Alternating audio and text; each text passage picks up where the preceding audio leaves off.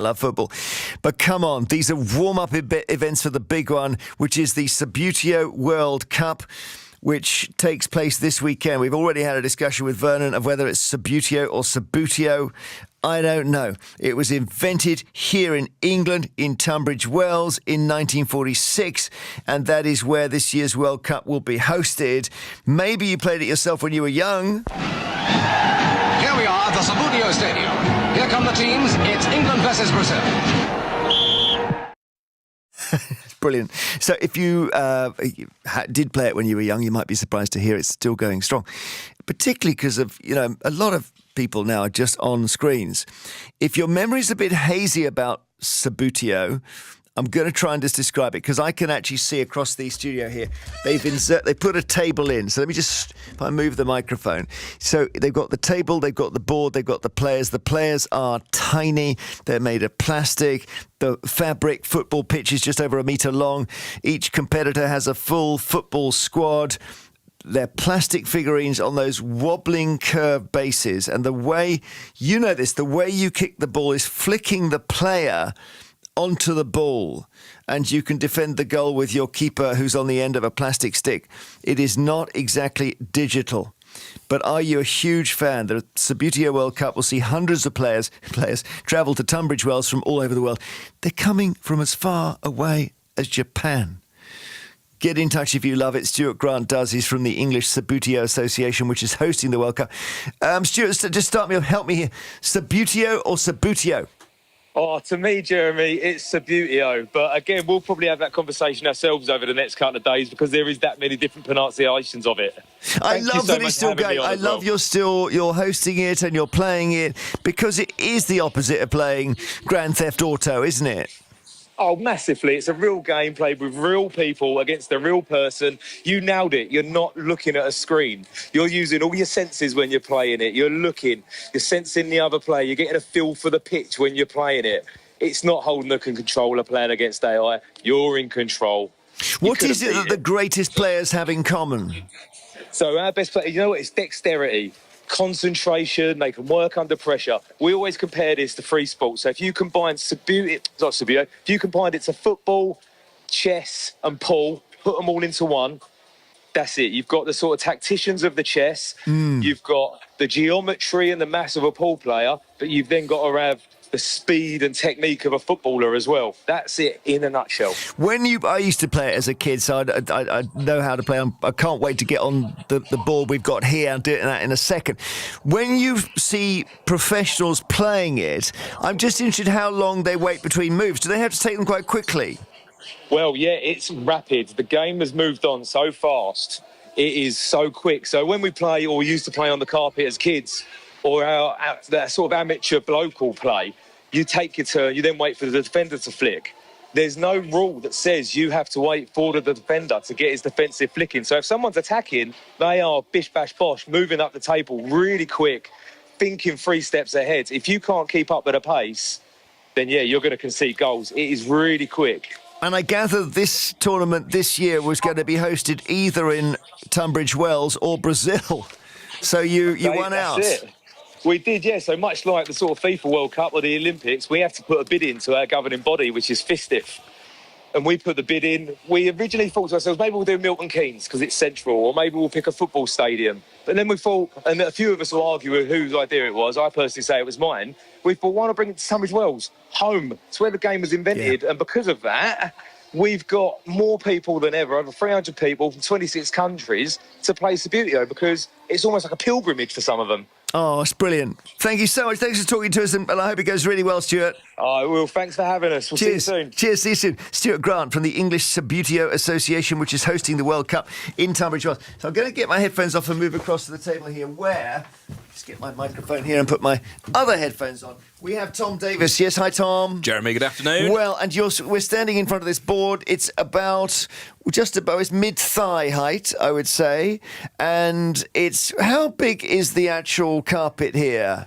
The actual Subbuteo velvet curtain? It's no more than 1 metre by 1 metre, is it? Maybe a little bit more one way, but it's... Yeah. So... Okay, we're going to toss a coin, And before we start, Tom, you're a young bloke. What are you doing playing this, by the way? This was, it was a staple of my wet plays when I was at school. In fact, it was a very great leveller. You won't be able to see this listening to the radio, but Radio 2 haven't exactly booked Cristiano Ronaldo here.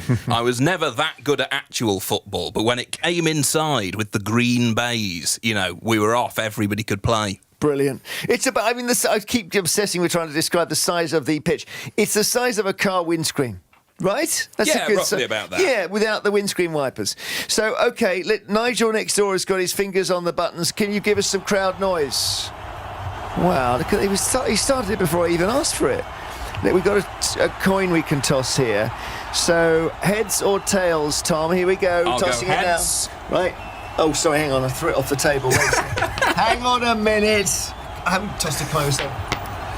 Heads it is. Are you blue or red? I will be red. Thank you. OK, you kick off, Tom. So Tom on the centre circle now has done... Oh, okay. My... What was that? So one player has got to touch it first, and then the next player can touch it 3 times. OK.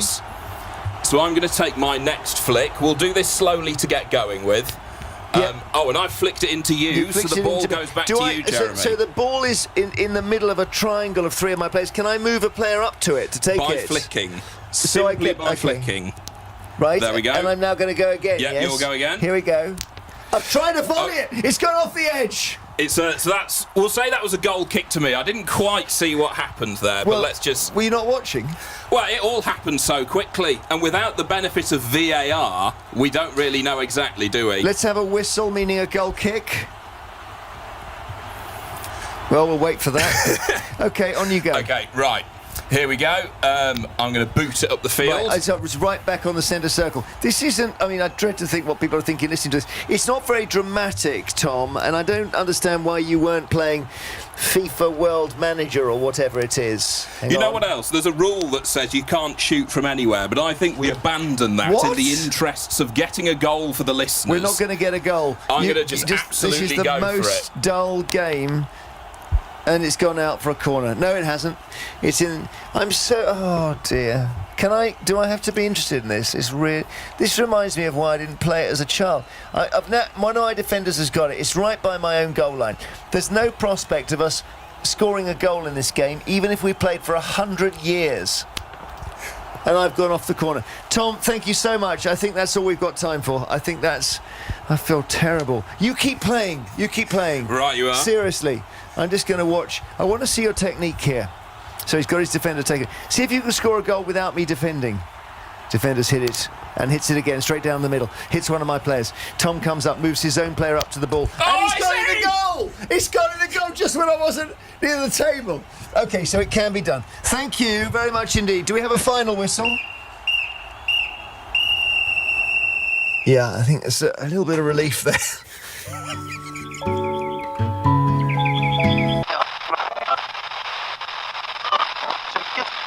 Life slipping away there. Really did. I feel terrible if you're a Subbuteo fan. I really didn't mean to mess it up. Terry Pollard in Woolacombe, hello. Hi, Jeremy. Right, sell it to me, because I think it's not easy to do it on the radio anyway, but there is something joyful in flicking to kick, isn't there? Well, I don't know that I was much of a player of Subbuteo.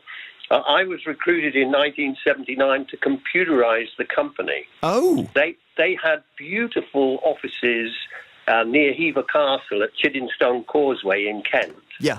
The factory wasn't far away in Tunbridge Wells, and we experienced an increase in sales that was quite unexpected, and of course, having just installed computers, caught us off guard.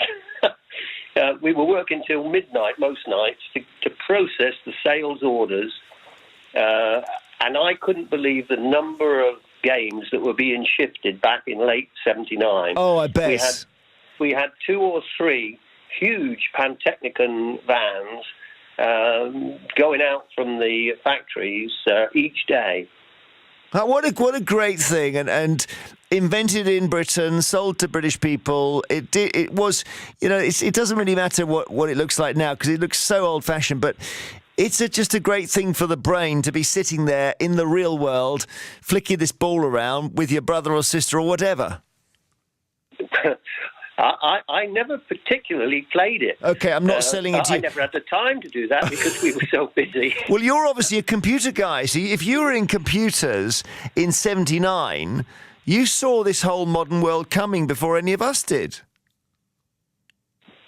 Well, I saw some of it coming.